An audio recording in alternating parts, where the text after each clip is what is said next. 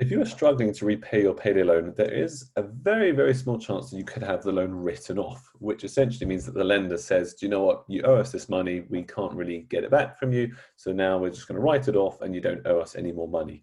Of course, if you owe back something like $500 or $1,000, that's going to be pretty tough. But maybe if you only owe back $30 or $50, they may write it off. So to be written off, there are a few very rare circumstances that this may occur.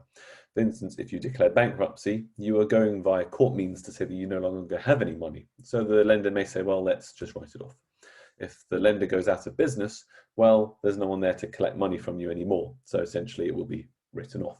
Of course, if you sadly pass away, maybe there's no one else who can pay it. But usually your next of kin or the repayment will go to your estate. So you will still be liable in some shape or form. Finally, if you think you may have been missold a loan, as in you were given a loan that you could not afford, you could build up a case with the help of a lawyer or an attorney and say, look, I was given a loan I couldn't afford, and they kept topping up my loan. They kept giving me additional loans, even though I was struggling to repay. They never checked my income. They never checked my employment. I now owe thousands of dollars, which is not fair.